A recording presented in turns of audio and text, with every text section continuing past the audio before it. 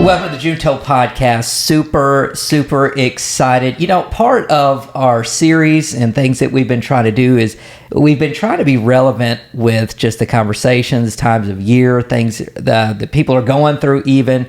And I am so excited to have Marisa Hedge joining us, teacher at West Memphis Christian, for hopefully what are going to be some good student tips or teacher tips or maybe parent tips for you parents. Tips. Possibly. Good tips. Might be not helpful at all. We'll find out. Yeah, we'll find out. But nonetheless, we're going to have a great conversation. And I told Marisa that she is making history because for the very first time, not only do we have a guest, but we have Heather with us as well. So we got 3 people on the Junto Podcast for the very first time. And I was super excited about that. So welcome. Glad to have everyone here. Yeah.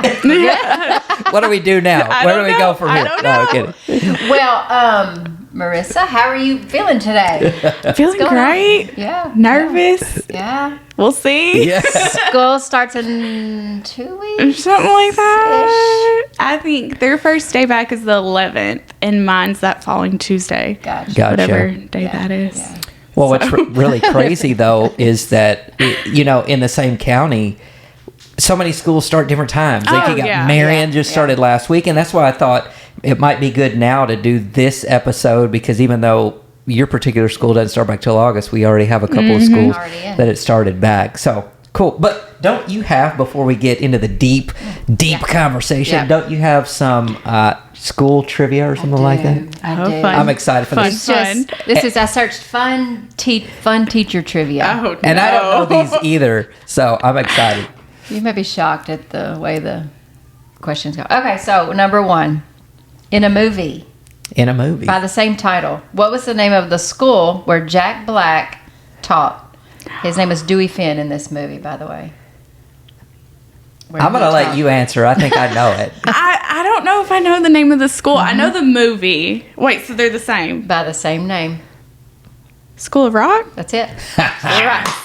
See, I told you. I try to do things simple. I feel so good about that one. I mean, you started out. I know. Yeah. Right now, 1 for 1. You are 100% so far. Was that based on a true story? I feel like that was based on like a true story, was it not? I'm not sure. I don't know the answer to that question. We'll have to Google that. We'll follow that up on needs to be Googled. Okay, here's this one. What is the name of the fun-loving teacher who takes her class on a wacky field trip aboard a very unusual school bus? Miss Frizzle. Miss Frizzle. Oh my gosh. You're 2 for 2, Was that girl. the Magic I School grew Bus? up on Yes, the Magic Magic School Bus. Me too. See, It's the best. y'all actually had childhood. It's true. I didn't. I grew up like on the streets. I didn't have no childhood. He's like, Frizzle, what? Frizzle, no. Like, no. Only Frizzle I know is like the Memphis Foshizzle Frizzle. You know what I'm saying? This is a true story. I don't know. That's funny. Okay, so this is all right. Well, let me answer the question or ask the question. What is the lead in a pencil made of? Graphite? Oh, sorry. I was supposed to let you. I mean, I can give you multiple choice if you want. Let's do multiple choice. I revoke my answer. Graphite was a good answer. Like immediately, like wow, it was. She is a That's teacher. what I've heard. Yeah, that was intense. Okay, so A, lead, B, coal, C, carbon, D, silver. Oh, so I'm not right. Can you read them again? Because I was waiting for you to Said I'll wait. A, lead, B, coal, C, carbon, D, silver. I know it's not lead because I want to say that's poisonous now, or it's always been, but carbon. Hold on. I always thought, and you can reveal this. So Okay, she her gave answer is hers. carbon. Okay. That's your final answer? What was B? B is coal. See, I'm gonna go carbon. I'm thinking coal. I always thought it was like charcoal. And I was going to say charcoal before you even gave the multiple choice. Right. So coal is the closest thing to charcoal. Charcoal. So, yeah. I can see where you would get that. Yeah. So the answer is C, carbon. Wow. Ours is right. Thank goodness. Oh my gosh. Yeah. Who would have thought I got outbeat by a teacher? What is that? So interesting note, you can't get lead poisoning from a pencil because it's not made of lead. You know how we always used to say, Oh. I remember teachers saying, you get lead poisoning, you put it in your mouth, you suck on your pencil. People do that? They suck on their pencils? I don't know. Maybe I mean, some kids eat glue. That's true. I was There's one of those no. kids. You know. And Play-Doh. Yeah. Am I admitting this for real? I mean, my gosh. What's He going still on? likes the way Play-Doh smells. Well, it's... Oh, see, I can't stand the Play-Doh smell. Oh, my gosh. Such salty. It's just salt. Really. Fun fact, though, while we're talking about pencils, my very first, I'll call it a tattoo, I got in elementary school was off a pencil. I was like leaning, I had my leg up and I had my pencil and it slipped and it jammed. It like I rammed it into my leg and I got It's a little still there. dot on I my have leg. one on my hand. No way. I got stabbed in the Marisa. hand by a pencil, and it happened. Look at us bonding. our first tattoos ever. See, you didn't. were Look. from. I mean, I call it a tattoo, but honestly, it's still there. it's tattoo, not Yeah. ink under the skin. You know, I And mean- it lasts forever. Yes. Wow. So I was gonna be there. yeah, We all have non-lead not carbon yeah. tattoos. Yep. Unbelievable! Wow, That's interesting. very interesting. Okay, this one. The phrase, "Please excuse my dear Aunt Sally," is often used to help students remember what? Order of operations. Smart. I didn't even have to give her the daggum. I knew it was I math thought you were related. gonna ask me what they stand for. Well, and for that's me. okay. Please, okay. Go ahead. No, you go ahead. You go for it. I want to hear you. Oh. You go. So first. So please That one's gonna be parentheses. Parentheses. excuse. Exponents. Wow. See, I Mine. knew parentheses, and Yeah. that's it. Yeah. I didn't realize I knew it. Going through it. Back in It's the 8th grade. schooling coming back. This is my Multiplication. dear Division. Yeah. aunt Add. Addition. Addition. Sally. Subtraction. Okay. Wow. Interesting. You can be a teacher. You passed. I mean, You just took the praxis live on the Right. Chuto podcast. We proved it. yes. Awesome. Okay, last one. I think this is our last Last one. One How more. much did it cost to buy the first box of Crayola crayons when they were first sold in 1903? Wow. 1903. Do y'all want to guess or do y'all want the answers? They're the, You should we first. guess? Yeah, I think we should guess first. Okay, guess. 1903. Gosh, see I'm going that? to say 2 cents. A cent.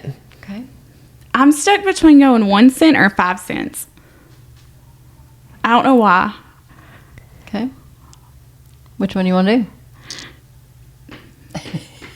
She's making you pick over I here. know. boy. You It's gotta like pick. savage. You got to pick. I'm gonna go 5 cents. And you're correct. Dang, 5 cents? correct. What? That seems You're correct. expensive to me does. for That's what I 1903. was- like 1 cent. I was like, like a Coke was what? Well, look, all Gallon I of have to milk. base it off of, my folks used to say, well, in the 50s, I could go to the movies With a nickel. for 50 cents and You're- I'd see a movie yeah. and popcorn and a drink. So Yeah. I'm thinking And now it's like 1903. $50. 1903. Wow. So obviously it was probably a little bit of a, like only the kids. Elite. Yeah. Well, the kids whose parents had a little bit of money Yeah. able to get. I bet it wasn't even the 24 count either. No, probably not, like 5 crayons. colors. Yeah. We need to Google that too. Interesting. 1903. We'll pack come of back crayons, to that 5 and that cents. other question that I forgot what we were supposed to Google. But Oh, I got you. whatever that was.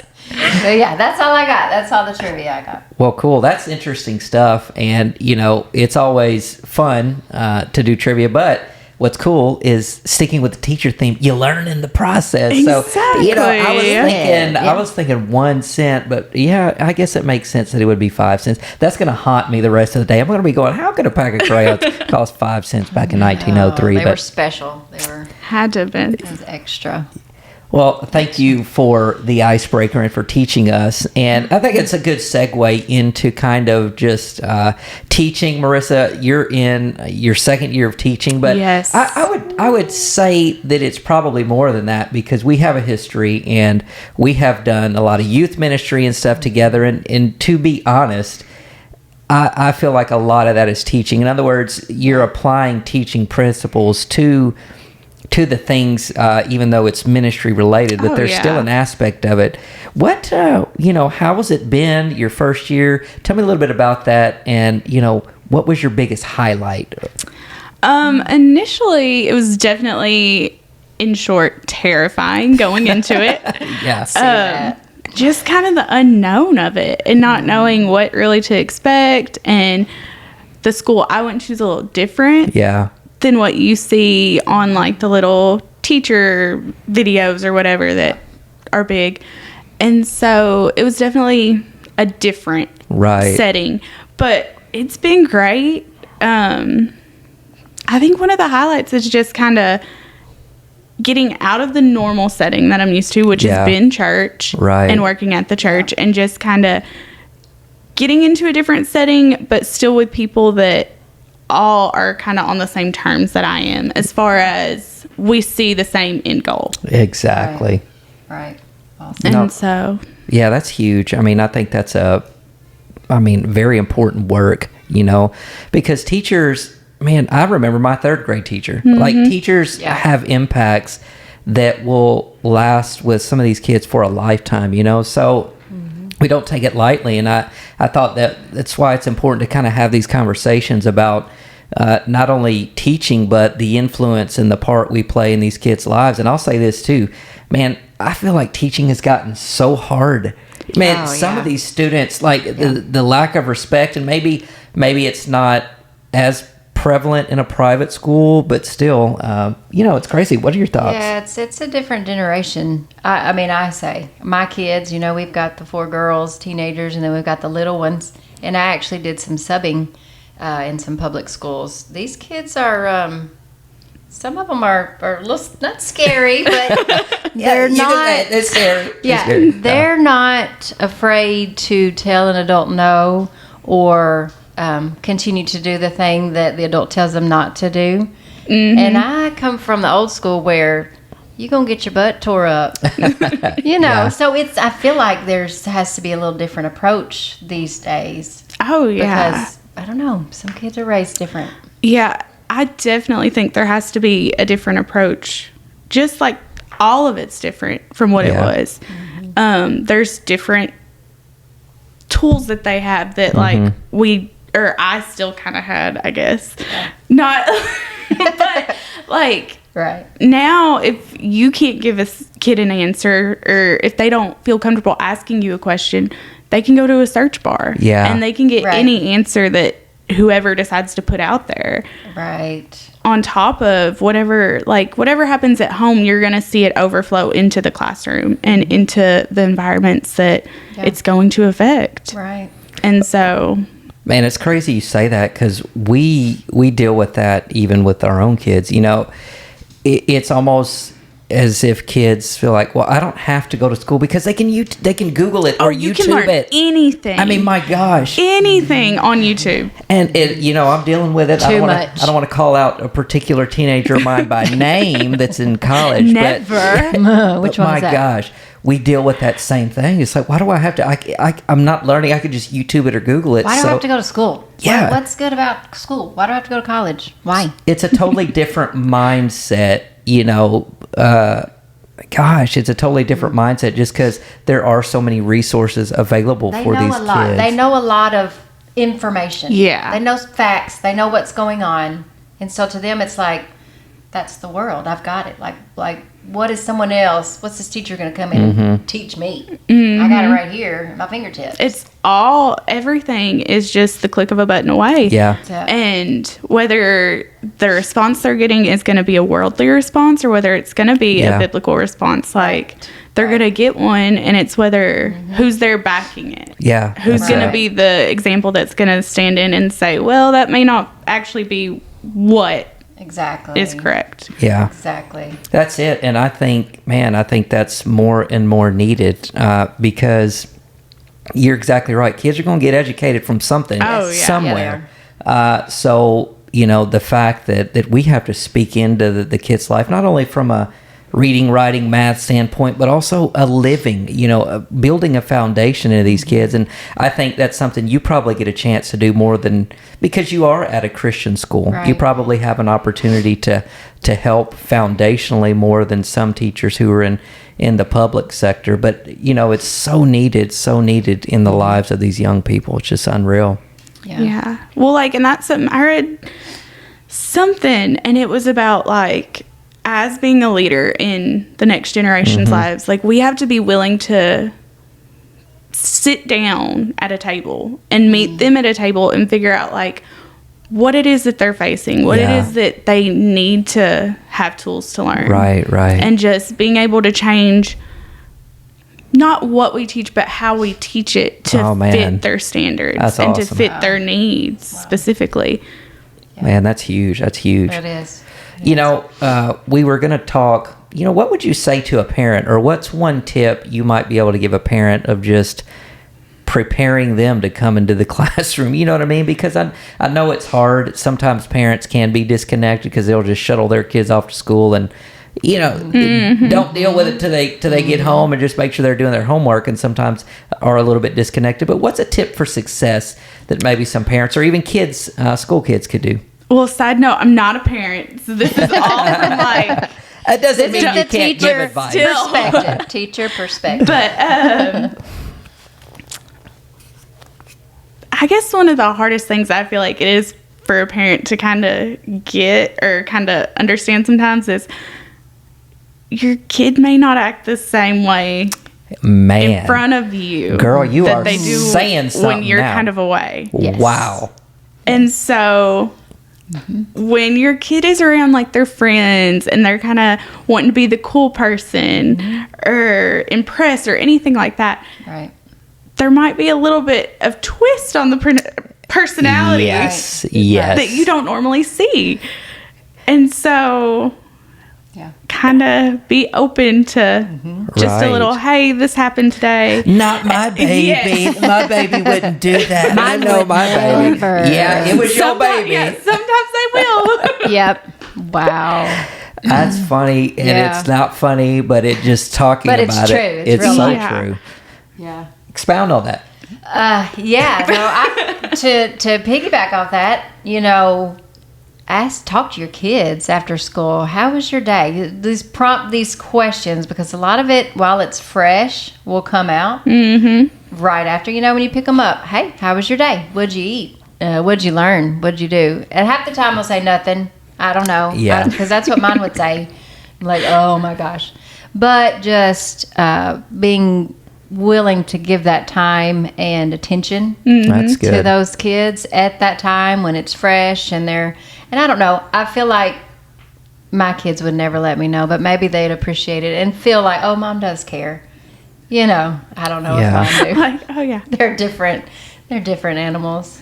No, I like that though, because it's an awareness thing. It's an awareness thing, and you have to be involved. you do. You have to be involved, you know. And I think too, you can't expect the teacher to do it all. Like you know, it's the same principle that we say in ministry. Yeah, you know, church. You can't bring your kids to church once a week and then expect them to get everything they need. The same is true with school. You know, you can't just drop your kid off to Exactly. school and expect that they're going to get anything. You have to come and help support the teachers. You have to help. it's a partnership. Yeah, exactly. It's a partnership, and that's something.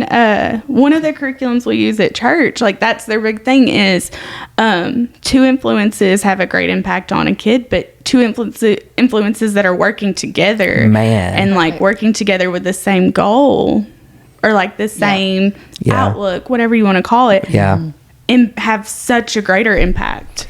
Well, that's awesome, and that is so true. It's kind of like that unified vision, and we are. You know, we're supposed to support what the teachers are doing. We're supposed to come alongside, and you know, give more in-depth explanation, or even just from an encouragement standpoint. So I think that's huge. Two influences are powerful, but two influences unified in vision. Wow, I really like how you said that. That was powerful. Thanks. Awesome. Helmus. Yeah, and I feel like also just with us knowing your background in history, I feel like this is ministry for you. Not only is it teaching, you know, the word, the things, the knowledge that they need to know, but it's also ministry because, you know, you may be teaching them facts and stuff, but you're also being yourself in front of these kids. And I think that's important because a lot of times, like we said, these kids, the parents, especially in public school, we never know what's going on at home. Man, there may not be anybody at home. Yeah. They may get home from school and they don't see an adult again until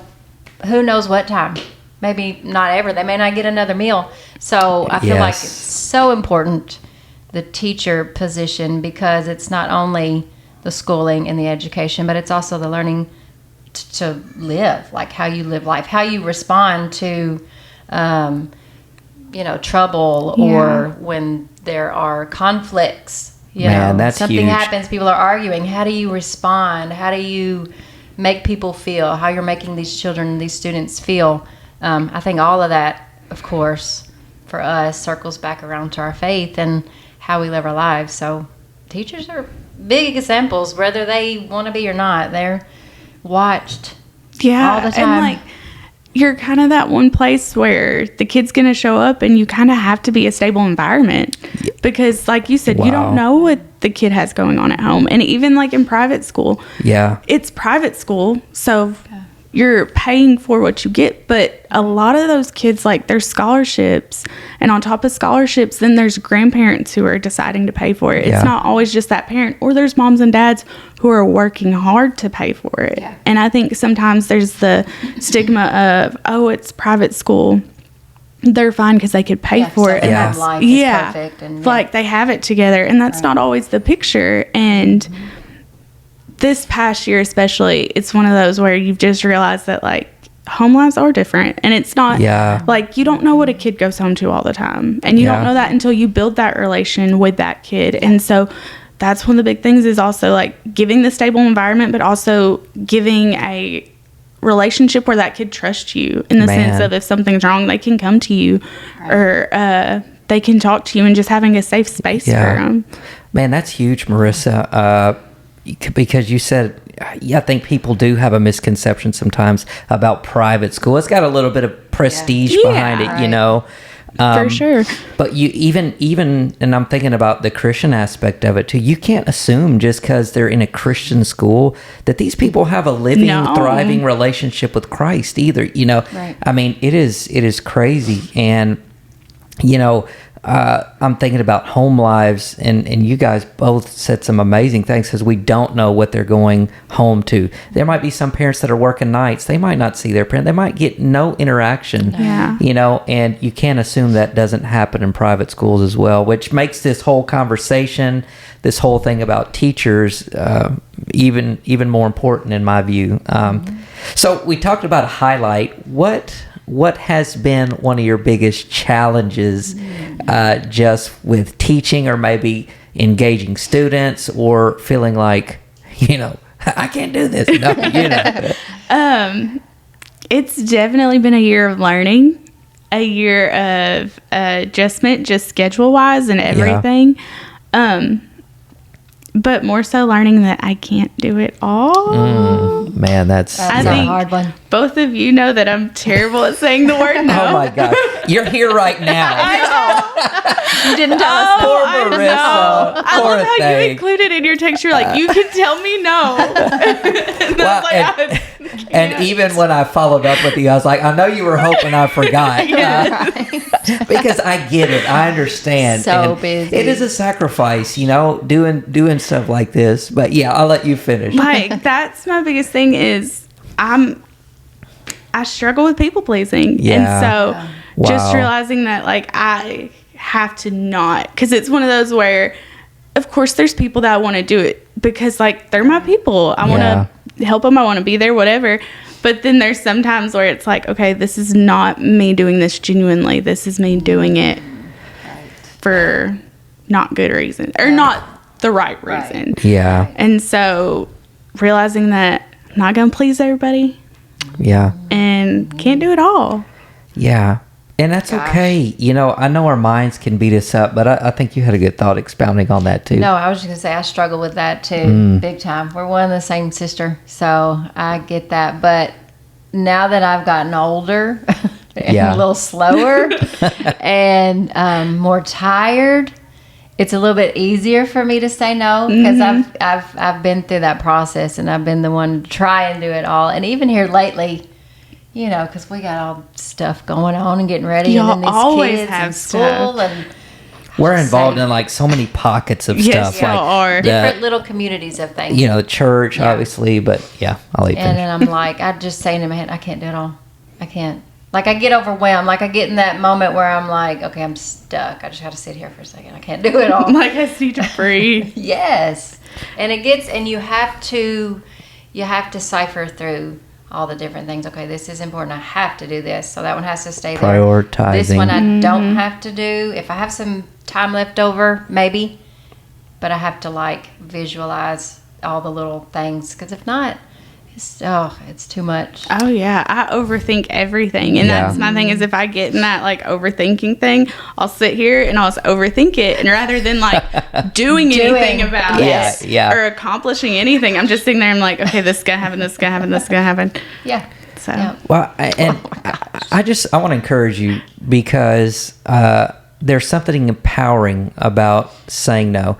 And it's not that you say no just to say no, but literally if it's something you can't do, it's empowering. And not only that, but I think people can appreciate if you're just honest with them. Yeah. You know what I mean? And I know it's not an easy thing to do.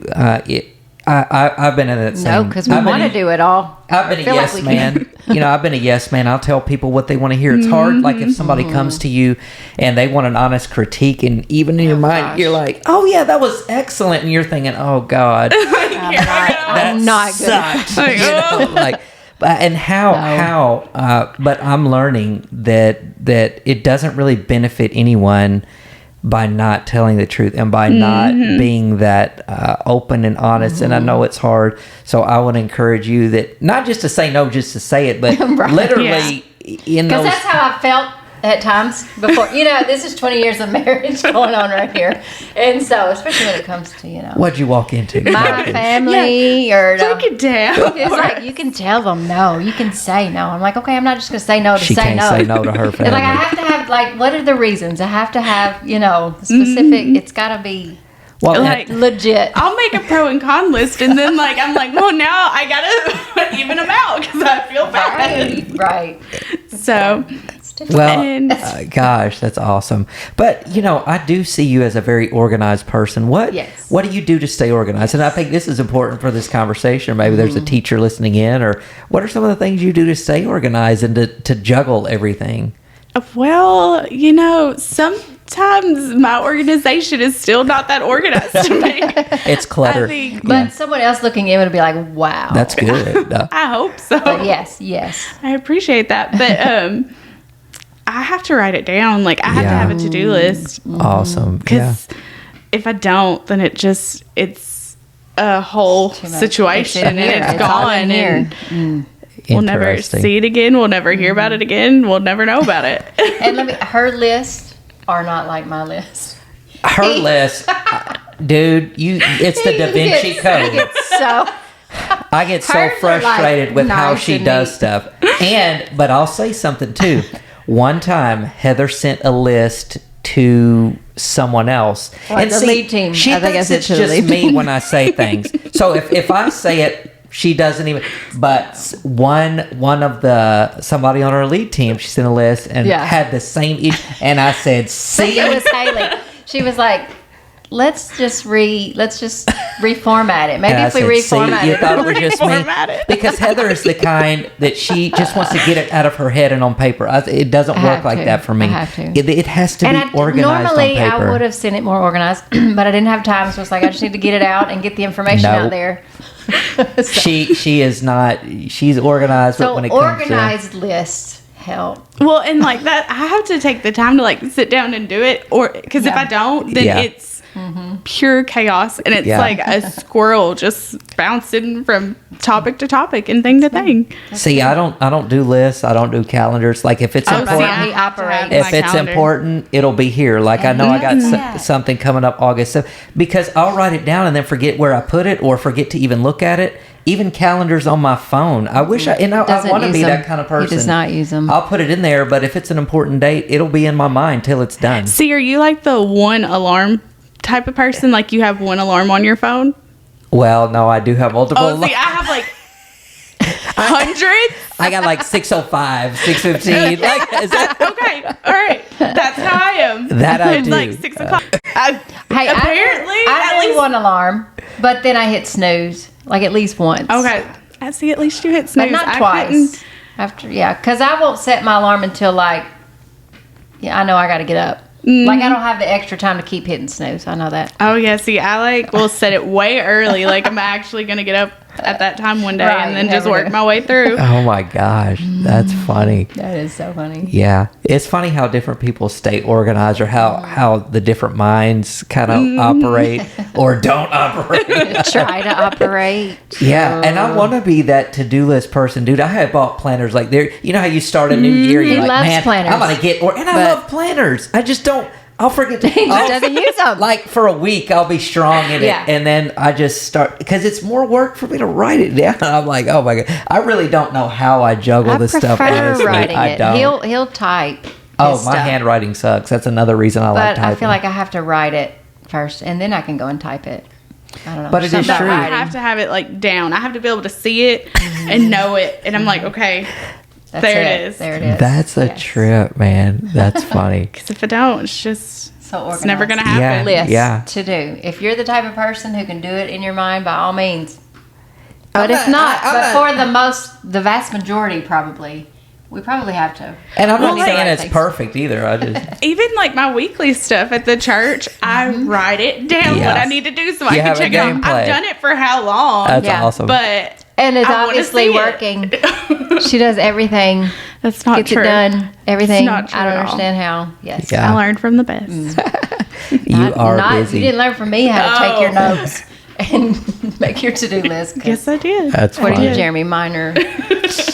It wasn't just me. You had other people tell you too. What is this? Listen, that's when I'm in my brainstorming. During meetings, that's brainstorming. That's not like refining. Well, when you give it to other people, it needs to be refined because they go on the same problem I am. I haven't done that in a while. I'll refine. So, school starts August for you? August 7th, 15th? They start back the 11th. 11th. I'm like 14th or 15th. Okay. What are you looking most forward to this year? What are you looking forward to?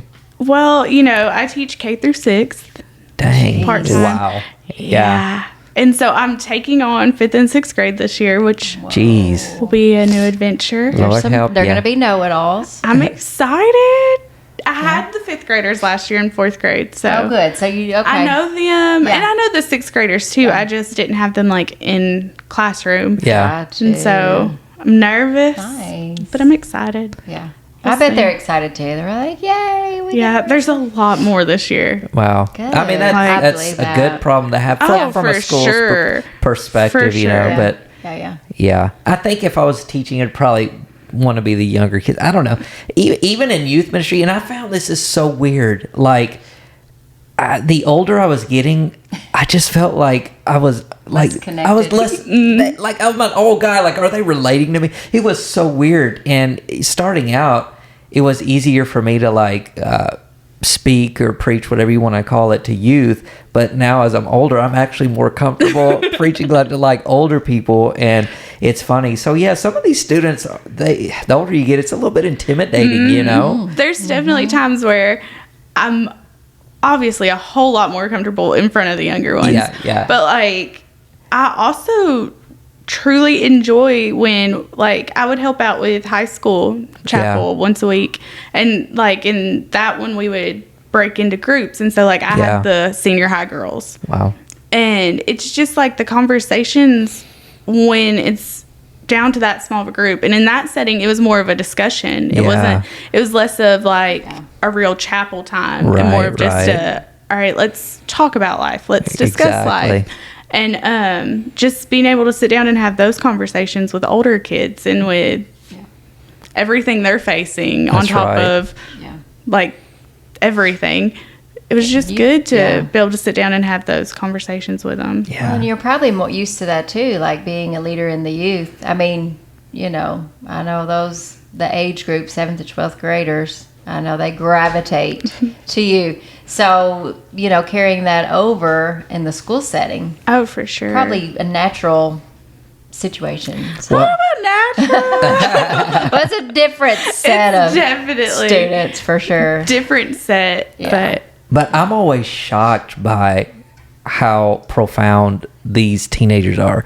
You know what I mean? Like, just if you when you do sit down and talk to them, like, dang, Because I don't feel like I was at that level when I was that age. And, I listen to some of these kids, I'm like, geez, like they're smart. They're talking like adults. They're smart, and I think that's the biggest thing is they want to be talked to as adults. That's true. As people who are not grown, but, right. of maturity, and just like have those real conversations, and they don't want things dumbed down to them. That's right. That's right.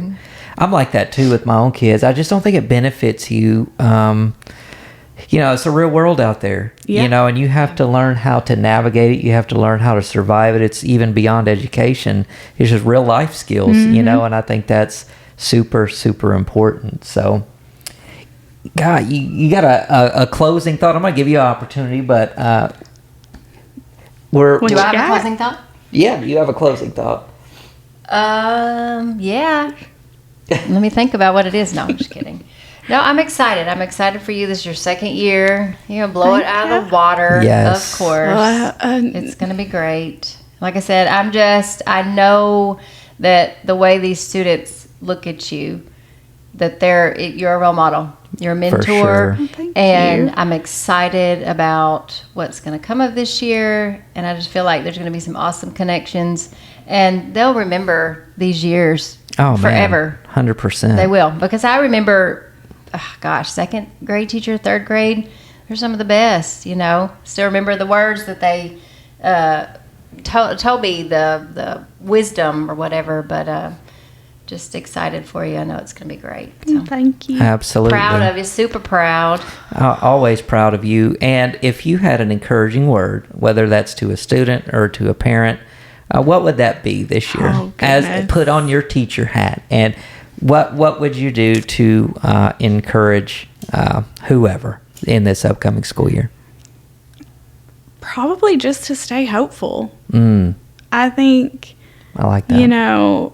It's easy to get down in the dumps about the world and everything going on. Yes. And I was watching one of the videos from a conference recently, just one of them that popped up on my Instagram, and it was one of their speakers, and he said, he was like, you have to remain hopeful. Wow. Like, Jesus put his hope in regular humans to go and spread his gospel. Wow. And so, like, if he can put his hope in regular humans who at that time were considered the worst of the worst, some of them, then we can stay hopeful for what we have and the people that we do life with. Man, that's powerful. And we've got some amazing people we do life with. Do. And and that is super encouraging much needed to me, and I know whoever listens to this, that'll be encouraging to you. And man, thank you so much, Marisa, for joining us. Excited about this conversation. It was fun. And it went a lot easier than I thought it would. Everybody says that. Yes. They're like, they got this. The conversation just flows. Just a conversation. That's it. It's all it so is. much easier than I thought it would. I was so terrified. We're just talking. That's it. But, every time I get discouraged and want to be like, why am I doing this? I'll have somebody that'd be like, man, I heard that episode. Or so it really helped me. It really touched me. Yeah. So I know it's encouraging, and it'll encourage the person that it's meant to encourage. So I appreciate that. Okay. Thank you guys for listening, watching, whatever you're doing. And we'll see you next time on the Junto Podcast. Take care.